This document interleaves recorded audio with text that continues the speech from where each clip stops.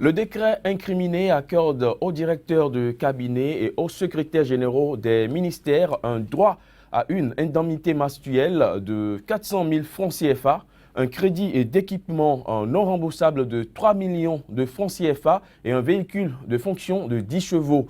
Leurs adjoints s'en tirent bien également avec une indemnité mensuelle de 360 000 francs CFA et un crédit non remboursable de 2 millions de francs CFA. Mieux, le décret a un effet rétroactif et est applicable depuis le 9 avril 2006, soit depuis 10 ans. Au total, chaque directeur de cabinet et chaque secrétaire général de ministère ayant servi sous le président Boni Aï s'en sortira avec une petite fortune.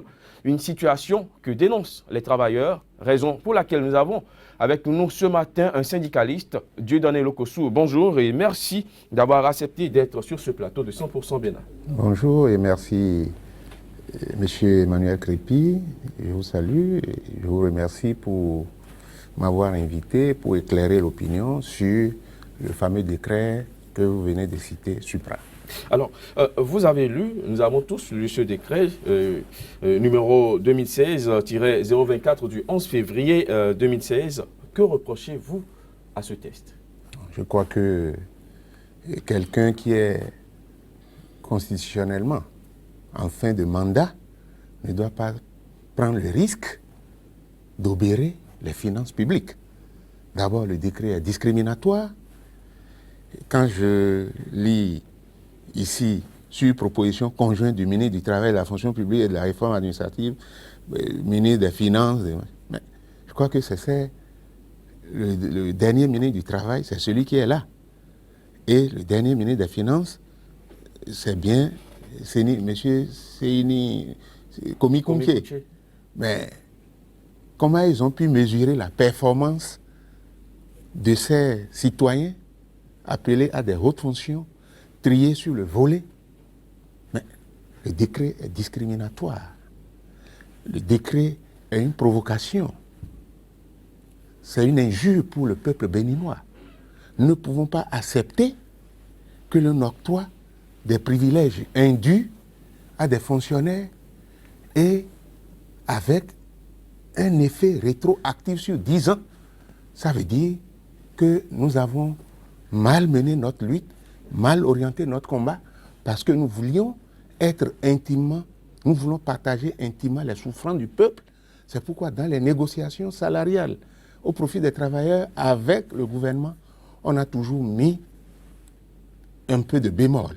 Maintenant, aujourd'hui, je me rends compte que nous nous sommes laissés piéger parce que les chiffres que vous avez cités ne sont pas exacts. Parce que moi, j'ai le décret et ici, on a une prime de filiation de 250 000 francs, véhicule amorti, véhicule 10 chevaux maximum, logement 75 000, électricité et eau 75 000, total, ça fait 400 000 et un crédit d'équipement de 3 millions de francs CFA. Et dans l'ordre, pour les adjoints, ça va décrescendo et ainsi de suite. Et on se retrouve globalement à 3 millions, 2 millions, 3 millions, 2 millions.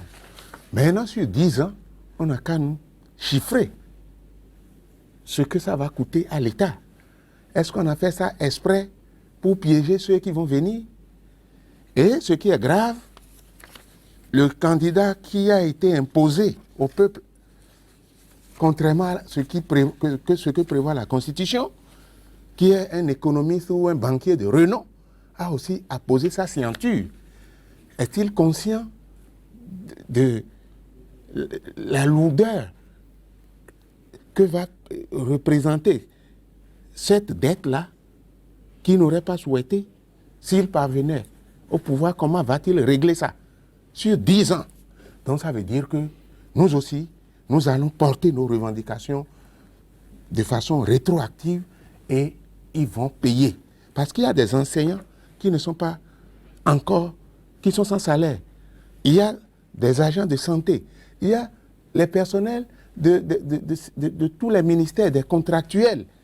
Et on va donner du beurre à des partisans politiques qui ont soutenu la campagne. Ça ne pourra pas se passer dans ce pays. Et vous savez que toutes les révolutions commencent par la bout du travail. Et nous nous organisons pour. Justement, vous qui êtes représentant des travailleurs, ces travailleurs qui depuis des années ont des plateformes revendicatives et qui jamais n'ont eu de satisfaction, des trucs qui restent sans satisfaction, et qu'aujourd'hui le gouvernement sort un tel décret, comment est-ce que ces travailleurs ont accueilli la prise de c'est la... avec beaucoup de tristesse, beaucoup de colère, de stupéfaction. Et depuis hier, nous, on a ça se passait, on entendait ça sous forme de rumeurs. Mais dès que les canards ont commencé par ébruiter l'affaire et que nous-mêmes, nous avons pu mettre la main sur le décret, nous avons conclu que c'est des rumeurs assez fondées. Maintenant, il faut que nous nous organisions, nous remobilisions les travailleurs qui m'entendent pour affronter soit ce gouvernement tout de suite, que le décret soit abrogé, parce que nous ne pouvons pas, dans ce pays, accepter qu'on ait capté frauduleusement plus de 100 millions à travers le système de ICC Service, que les gens ne soient pas remboursés, qu'il y ait des gens... 100 milliards, que les gens ne soient pas remboursés, qu'il y ait des fonctionnaires malheureux, des femmes de Dantokpa qui ne vendent pas, des gens qui ne trouvent pas à manger, et qu'on donne ce privilège indu, cette prime imméritée à des gens, à des partisans. Mieux, nous avons appris que le président s'apprêterait à nommer des généraux, à faire des promotions à des gens pour toujours créer des difficultés à nos finances. Ça, nous n'accepterons pas ça, parce que mais on n'est pas en Guinée, où les généraux sont plus nombreux que les hommes de troupes. Mais finalement, c'est à ça que nous allons assister ici. Des gens qui ont fini, qui sont amortis, qui sont à la maison parce qu'ils ont soutenu son bord, et il faut les récompenser. La République ne doit pas être une République de récompense des amis, des gens. Mais où est alors... Vous estimez que des gens qui sont déjà à la retraite sont amortis, seraient sur le point d'être nommés des généraux? Faites vos enquêtes. Faites vos enquêtes. Le généralat, aujourd'hui, c'est devenu vulgaire. On donne ça à qui on veut. Mais ça, c'est grave pour l'armée. Et nous veillons au grain. Pendant que, dans les écoles construites et qui ont été inaugurées à coup de renforts médiatiques, il n'y a pas d'enseignants. Dans les centres de santé, il n'y a pas des agents, même s'il y en a, il y en a qui ne sont pas qualifiés, ils ne sont pas payés, les gens travaillent à crédit, les plateaux techniques sont pauvres, et on évacue, on fait des évacuations sanitaires, soit en Afrique du Sud, en Tunisie ou en France, au détriment du peuple. Donc, pour revenir à ce décret qui n'est qu'une bombe à retardement, nous allons nous organiser et ça doit être abrogé. Si à tout hasard, c'est le nouveau défi qu'on nous a fait venir là, qui va prendre les charges et qui connaît, qui maîtrise les arcanes de finances. Mais dans quel pays vous avez vu ça? Quelqu'un à qui il reste 20 jours, il signe un décret octroyant des primes fantaisistes et avec rappel sur 10 ans. Mais nous, qu'est-ce que les autres ont fait? Et on ne doit pas faire de discrimination en matière salariale. Ça, le BIT est clair là-dessus. Donc nous allons mener ce combat et le décret doit être abrogé, soit par lui-même ou soit par ceux qui, après le 20 mars, vont prendre les rênes de ce pays. Vous pouvez compter sur nous. Ça, c'est chose facile. Ou bien on met tout le monde sur le même piédestal ou on casse. On n'a même pas besoin d'aller à la Cour constitutionnelle. C'est les mouvements de pression, les débrayages, les universités, les écoles, les centres de santé qui seront fermés, qui vont contraindre le nouveau... C'est avec les mouvements de grève que nous allons accueillir le nouveau président, qu'il soit importé ou local. Honoré Benjamin Naoum, le décret numéro 2016-024 du 11 février 2016, de votre point de vue d'analyste, Qu'est-ce que cela vous inspire? Non, d'abord, je tiens à condamner, et ça je le dis, je tiens à condamner les secrétaires généraux qui n'ont pas pu intercepter ce document. Parce que le document a été signé le 11 février. Aujourd'hui, nous sommes le 11 mars. On peut dire, parce que c'est depuis hier qu'on a commencé à entendre ça, un mois après,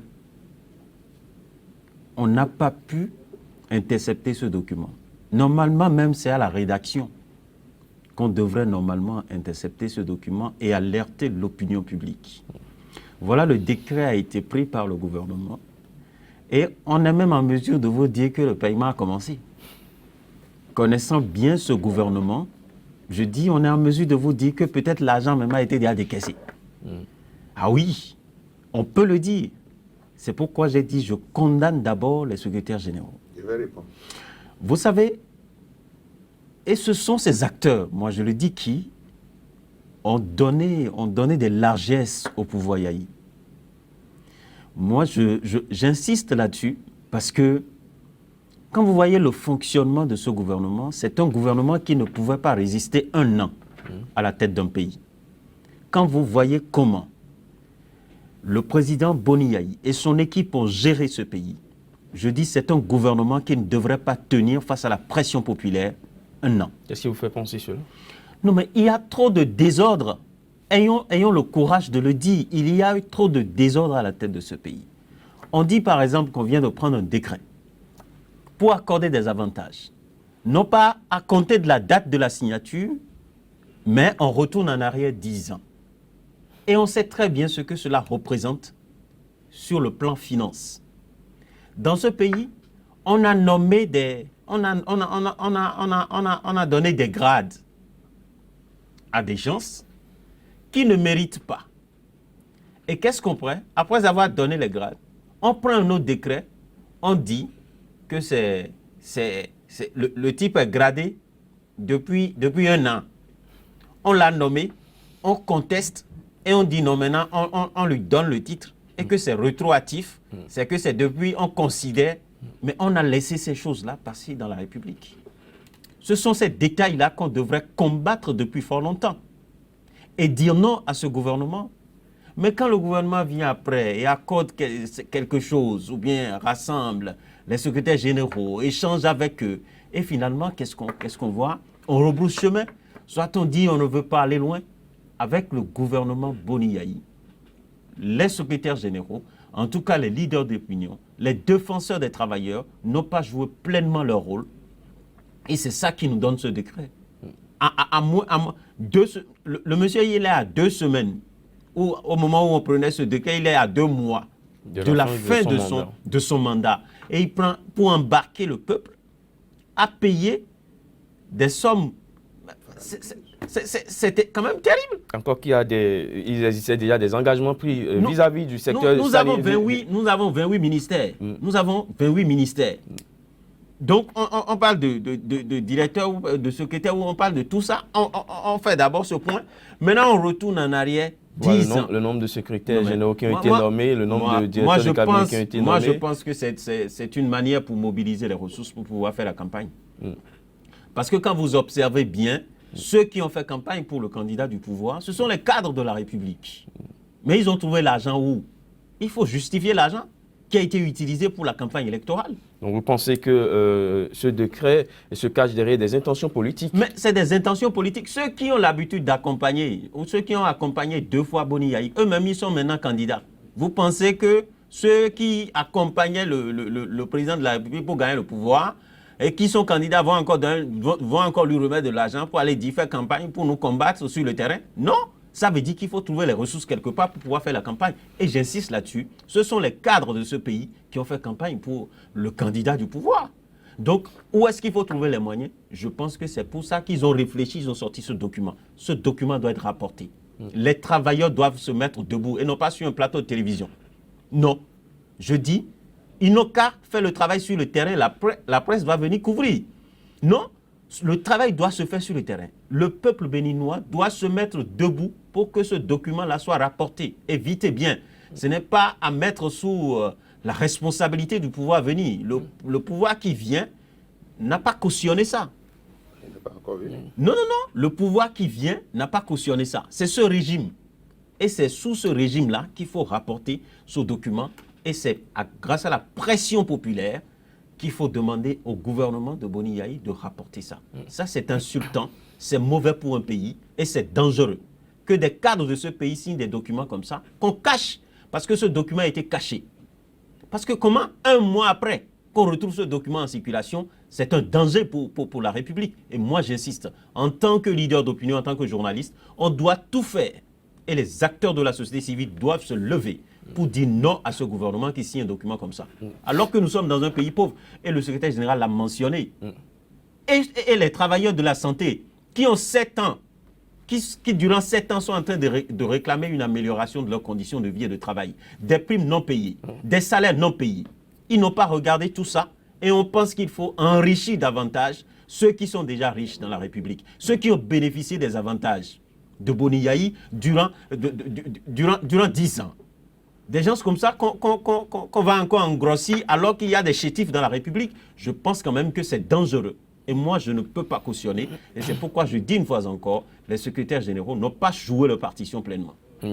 Dieudonné Lokossou, vous y voyez aussi des intentions politiques cachées derrière ce décret? Pour éviter de lever tout équivoque, je vais répondre rapidement à votre confrère. Alors, je crois que les journalistes ne doivent pas se soustraire du combat du peuple. Vous avez aussi un rôle à jouer. Vous êtes des objecteurs de conscience comme nous. Alors, dire que rejeter le tort sur les secrétaires généraux, je crois que c'est aller trop loin. On est une infime dans la grande République. Mais le document là peut ne pas être saisi ici. Quand je dis ici, ça peut être saisi d'une manière vraiment discrète, de façon à ce que même nos militants dans les ministères ne puissent pas avoir ça. Vous ne savez pas comment j'ai pu avoir ça. Mais vous êtes des journalistes. Il faut que vous vous spécialisez dans les investigations. Oui. Le canard enchaîné. Parce que si on avait eu ça, les informations peuvent venir d'un peu partout. Oui, mais l'approche, c'est que vous avez eu d'abord vent de ça dans la presse. Non, avant de l'avoir. On avait déjà le document, je ne vais pas tout dire. Donc le combat doit commencer d'abord sur le plateau, avant que nous n'allions sur le terrain. Et je vous rappelle que le combat pour la défense des intérêts économiques des travailleurs, la défense pour les intérêts des libertés, nous étions toujours à l'avant-garde. Vous vous souvenez, nous sommes... Mais vous n'allez pas jusqu'au bout. Non, mais nous n'allons pas jusqu'au bout. Mais nous ne sommes pas des oraux. Et il faut que nous soyons appuyés par le peuple. Lorsqu'on a tiré, on a balancé des machins de gaz lacrymogène sur les travailleurs qui sont tombés ensanglantés. Vous avez vu combien de gens, la classe politique, à part les gens de PCB, qui sont venus nous soutenir. Mais vous voulez qu'un régime dictatorial, vous voulez qu'on fasse les martyrs, on joue aux martyrs inutiles, alors que vous êtes ici seulement pour crier. Bon, bref. Donc vous avez peur. Non, ce n'est pas la peur. Si nous sommes soutenus, oui, on va faire le combat. Oui, la presse vous avait quand même accompagné dans le temps. Bon, timidement. Les têtes ont des titres variés. Il y en a qui font l'apologie du système. Il y en a qui vont droit au but. Mais c'est tout ça qui fait un pays quand même. Non. Quand quelque chose ne va pas, même si vous soutenez, il faut faire le distinguo. Mais vous avez su toujours faire ça et je vous apprécie beaucoup pour ça. Merci. Parce que votre station est ouverte à tous les courants. Parce que ce que je vois ailleurs, je ne vois pas ça ici et parfois je me demande, mais est-ce que celui dont on parle, c'est celui qui est réellement le patron de cette station? Parce qu'il y a trop de liberté ici. Donc voilà ce que je voudrais dire. Maintenant, considération d'ordre politique par rapport au décret, mais ça c'est une évidence. Parce que qu'est-ce qui peut motiver le président à vouloir chercher à récompenser des gens qui sont peut-être déjà à la retraite, des gens qui ont mal géré, qualité, qui ont mal joué leur rôle et ils ont été éjectés de leur poste. Maintenant, ils sont à la maison tranquillement, on les appelle, ou qui sont même morts, paix à leur âme, si vraiment il en est ainsi, on va appeler leur ayant droit pour venir pomper, siphonner. Là, et au même moment, on parle de la bonne gouvernance, de comptes rendus. Mais où est-ce que nous allons? On ne va pas rester à la condamnation. Mais vous ne pouvez pas me dire que ceux qui vont venir n'ont pas cautionné. L'administration, c'est une continuité. Donc, si quelque chose est mal fait, ils doivent réparer. Oui. Ça, c'est une responsabilité morale.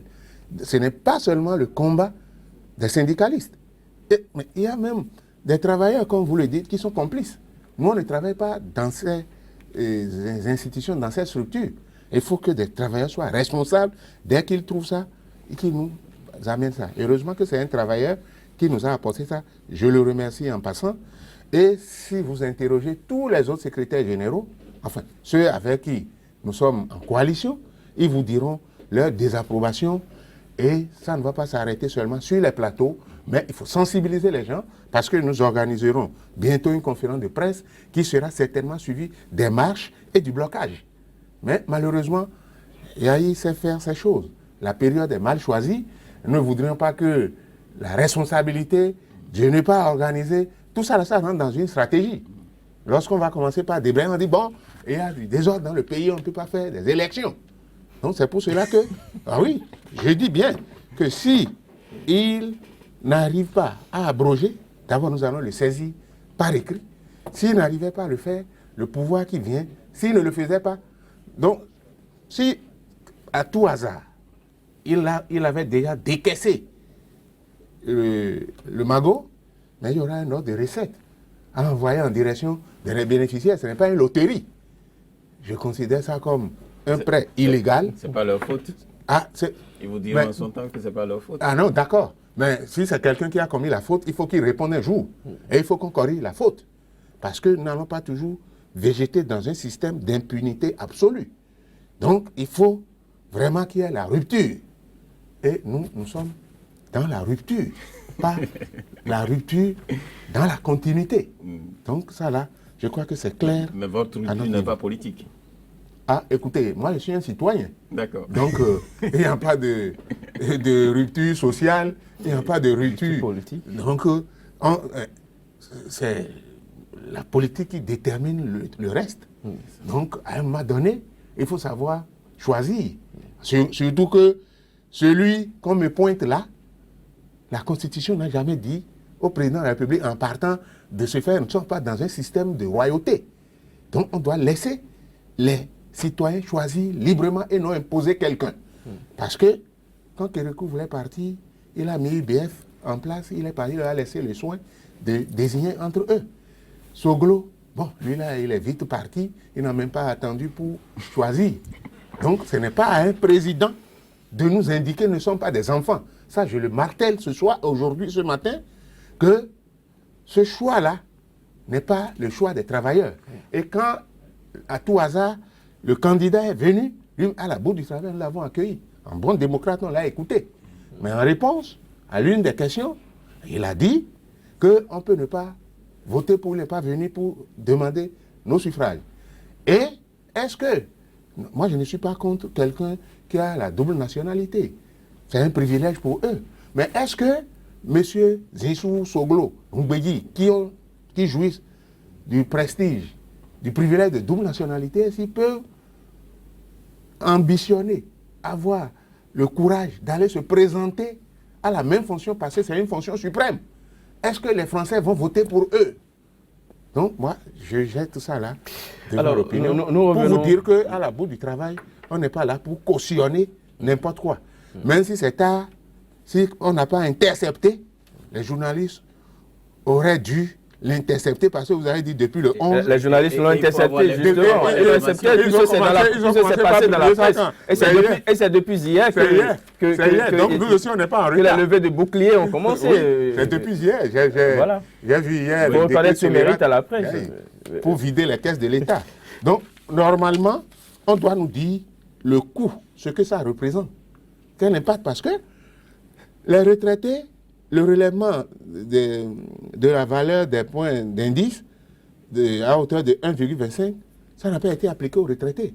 Les retraités ont leur carnet, mais c'est un an après qu'ils ont leur, comment vous appelez ça, allocation de retraite.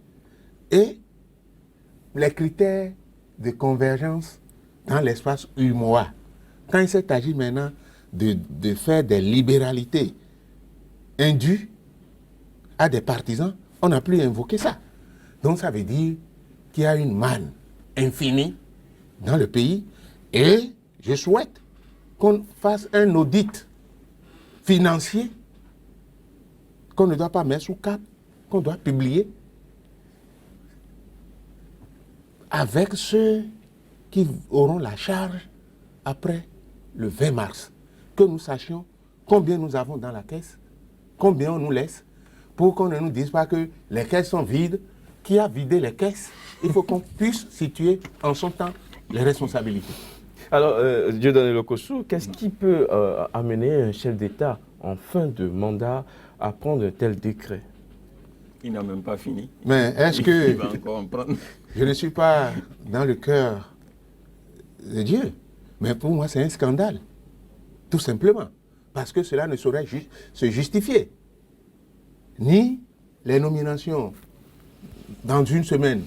Peut-être, lorsqu'on m'a entendu maintenant, on peut changer les choses. Je ne suis pas en train de gâter la sauce en griffe pour ceux qui s'attendent à cette élévation. Mais il faut savoir faire les choses. Mais pour qu'une armée dispose d'un général, mais il faut quand même des bataillons. Un général ne peut pas diriger des sections. Un général ne peut pas rester à la maison pour diriger la troupe. Donc, il faut qu'on évite de faire du gaspillage. Et les hommes doivent venir d'en haut parce que le peuple regarde les mains de ceux qui nous gouvernent depuis là-haut. Voilà. Alors, Honoré Benjamin Naoum, un chef d'État en fin de mandat, nous sommes presque à moins de 3 semaines, hein, à moins de 2 mois quand même de la fin de ce mandat qui prend un tel décret qui va engager l'équipe qui vient. Y a-t-il quelque part une volonté de miner le terrain avant de partir? Ce n'est même pas miner le terrain, c'est mettre la barre à un niveau où le prochain gouvernement qui vient aura des difficultés. Je pense que c'est la seule leçon qu'il faut tirer. Parce que si ce décret n'est pas abrogé, par exemple, par l'actuel gouvernement, celui qui vient, ça veut dire que les travailleurs vont mettre la pression suffisamment. Et on va nous faire perdre encore du temps. Alors qu'on devait rapidement amorcer le mécanisme pour redresser les choses. Nous sommes dans une situation difficile. Et ce n'est pas une administration par l'arrivée qui va quand même donner de la valeur ajoutée à notre pays. Donc, on devrait éviter des situations de crise dès maintenant. Un gouvernement, par exemple, un président qui continue de poser des pierres. Pour faire quoi? Hein? On ne comprend pas. Le monsieur dit qu'il veut être actif jusqu'au 5. L'État est une continuité. L'État est une continuité, d'accord, mais est-ce que c'est à ce niveau-là? Soyons sincères avec nous-mêmes. Si vraiment le président de la République aime ce peuple, aime les femmes, parce qu'il a toujours dit « je vous aime, je vous adore », mais on n'adore pas un peuple de cette manière. Moi je n'arrive pas à comprendre. Et c'est pourquoi je dis, le gouvernement, le président, peut-être que demain on va dire qu'il s'est encore trompé, il ne savait pas que c'est le contenu, mais c'est quand même aberrant. Aberrant de voir un gouvernement très actif jusqu'à aller sur la prise de décret. C'est les premières pierres qu'on condamnait. Parce qu'on mettait juste des pierres et on va déposer des engins. Et après le départ de Yaya Boni, on ramasse tout et on va ailleurs, on amène les mêmes engins, on dit que maintenant, et on se met au beau milieu de la voie, on envoie les pioches, on dit, voilà, les travaux vont démarrer. Alors qu'on sait très bien que ça ne va pas commencer. La démagogie doit avoir quand même de limites dans la République et je pense, à mon humble avis, en tant que journaliste, on ne peut pas cautionner ça. Et je pense qu'il y a des émissions qui ont commencé. Maintenant, j'espère bien, un travail sur le terrain pour montrer à ce gouvernement qu'on ne peut pas cautionner un décret pareil. Ça doit être tout simplement rapporté. Et c'est Boni Yayi qui doit rapporter. C'est lui qui a signé. Et après, ces ministres. Comment les ministres comme Komi Kouché, même le candidat Lionel Zissou, qui signe un document, alors que lui, il est candidat. Il est candidat. Et c'est un décret qui peut l'engager. Non, il est candidat. Et il a signé ce décret en période électorale. Comment on peut analyser ça? Quelle explication ce gouvernement souhaite qu'on puisse avoir? Justement, quelle analyse on peut avoir? C'est pourquoi je posais la question au C'est secrétaire général Dieudonné Lokossou de oui. savoir si il y a quelque part des intentions politiques cachées. Il y a des manœuvres politiques en dessous. Mais malheureusement, ça aura un effet contraire. Parce que le peuple a vu qu'on veut siphonner ces ressources à des fins politiques. Parce que, comme sur le plateau, je l'ai entendu, mais ce sont ces cadres-là qui ont... J'ai vu des directeurs de sociétés utiliser les engins de leur société, des directeurs de cabinet qui, malgré les cris d'alarme de la population, sont allés battre campagne pour dire on va vous amener du courant tel. Il y a même un, sans honte, qui a emmené un lampadaire pour dire voilà, c'est 4 000 francs, il viendra vous faire ça ici. Mais alors que nous sommes dans une situation hypothétique. On ne sait pas qui va être élu. Ce n'est pas les tendances. On ne va pas s'asseoir sur les tendances pour dire bon, ok, on y va. Mais je vous rappelle, parce que vous pensez que nous ne faisons pas de combat, j'ai 4 téléphones qui sont sur écoute. Il y en a de même pour Todim, il y en a de même pour mon collègue Tiadari. Qui vous écoute? On nous écoute. Mais nous parlons à temps et à contre-temps. Il faut changer de Donc, numéro. Non, je n'ai pas voulu changer. J'ai laissé. Je laisse. Donc, nous, on n'a pas peur de cela. Et si vous voulez, quand nous allons quitter le plateau, vous viendrez, je vais vous montrer le mécanisme où vous saurez si votre téléphone est sur écoute ou si ce n'est pas sur écoute. Donc, ce que je dis sur le plateau, c'est le même débat que je fais, j'échange avec les gens. Si c'est ça qu'on enregistre pour qu'on écoute, nous, on n'a pas peur de cela. Les menaces par téléphone, pourquoi vous êtes allé chez tel ou tel, mais je crois que nous c'est notre liberté et elle est totale. Donc, quelqu'un à mon âge, j'ai plus de 60 ans, on ne peut pas m'entraîner, prendre ma main. Moi, j'attends seulement le départ de choses-là et du système actuel, la fin du système actuel, parce que j'ai fini à la bout du travail. Il faut qu'il y ait la relève. Vous n'allez pas voir toujours les mêmes personnes sur le plateau. Vous n'allez pas toujours voir les mêmes personnes montrer la poitrine. Vous êtes fatigué? Non, mais il faut... nous ne pouvons pas toujours reprocher aux gens qui s'accrochent, qui ne veulent pas laisser le pouvoir, malgré les tests, et que nous-mêmes ne soyons pas l'exemple. Donc, j'ai eu à assumer 2 mandats successifs. Je crois que ce soit bon ou mauvais, il faut passer la main. Mais j'ai dit, j'ai eu le privilège de dire un jour au président de la République, quand il m'a demandé, vous allez partir quand? J'ai dit, nous allons partir ensemble. Donc, c'est son départ que j'attends pour organiser mon congrès. Alors, Dieudonné Lokossou, vous avez connu le régime Soglo, vous n'étiez pas peut-être secrétaire général. J'étais déjà dans les arènes. Vous avez connu le régime Kérékou, vous avez également connu le régime Boni Yayi. Est-ce qu'on peut dire que ce sont ces 10 dernières années que le syndicalisme a été vraiment très actif? Ah oui, je crois que si vous faites une lecture rétrospective des actes qui ont été posés, à un moment donné, la classe politique était muette. On a complètement annihilé. C'est nous, c'est grâce à nous, en dehors du PCB, même si je ne suis pas d'accord avec leur méthode, mais il faut quand même savoir que c'était patriote. Mais la classe classique, parce que vous savez, il y a des gens qui disent qu'ils sont fatigués de l'opposition. Bon, ce que nous faisions, on n'était pas accompagnés. Parce que ce sont les partisans du chef de l'État qui marchaient. Et ce n'est pas faux que de rappeler certains mauvais souvenirs. On a dit ici que l'argent de Talon circule. Et le chef de l'État même suit. Là, dans quelle direction vont les valises pleines de sous? Bon, on a été indexé. On a dit qu'on va amener les siens pour venir. Bon, vous voyez des propos comme ça. Donc la classe politique était devenue inerte, était dans le coma. C'est les confédérations, toute modestie requise, qui ont continué, qui ont mené la flamme, qui ont réveillé. Avec l'incident qui s'est passé en décembre 2013, tout le monde a commencé par marcher. Donc, tout ce qui restait à mettre sous la coupe du gouvernement, c'était les confédérations syndicales qui ont résisté. Donc, aujourd'hui, et certains hommes politiques l'ont reconnu, aussi bien de l'opposition que de la mouvance, pour dire sans vous, notre démocratie serait déjà par terre. Donc, je ne dis pas cela pour dire que nous avons fait preuve de bravoure. Il y a eu des incompréhensions, il y a eu aussi des trahisons parmi nous, ça il faut le reconnaître, parce que... Qui a trahi qui? Lorsque un syndicaliste se lève pour aller dire au chef de l'État que ce qui s'est passé à la bout du travail, que c'est les syndicats eux-mêmes, qu'ils ont l'habitude de mettre le sang du mouton, mais il n'a pas hésité au cours d'une conférence, quand il a reçu les jeunes pour les haranguer, il a dit oui, on m'a dit que c'est le sang du mouton. Et nous avons fini par détecter celui-là. Et il est mis en marge depuis. Donc, le combat n'est pas facile. Même au sein de la classe journalistique, c'est vrai, c'est la différence qui renforce la démocratie.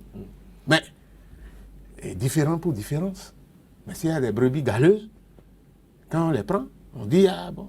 Mais moi, quand je vois des gens faire l'apologie, un journaliste n'est pas un paraphrénier. Il n'est pas là pour... Mais si c'est mauvais, vous dites que c'est mauvais. Nous avons des militants à la base qui nous critiquent. Mais la critique vous permet de rectifier ce que vous faites de mauvais et d'aller de l'avant. Donc, en critiquant ça là maintenant, c'est pour permettre au chef de l'État de vite se rattraper pour ne pas avoir de surprise. Parce que nous n'allons pas croiser les bras. Et c'est un avertissement sonore et solennel pour ceux qui viendront inévitablement le remplacer. Ça là, c'est une évidence. Il doit y avoir changement le 20. Quelle que soit la physionomie du mouton, il sera égorgé. Bon. Et vous le suivrez aussi? Ah oui, bon, bien sûr, moi c'est volontaire. Il faut respecter les textes.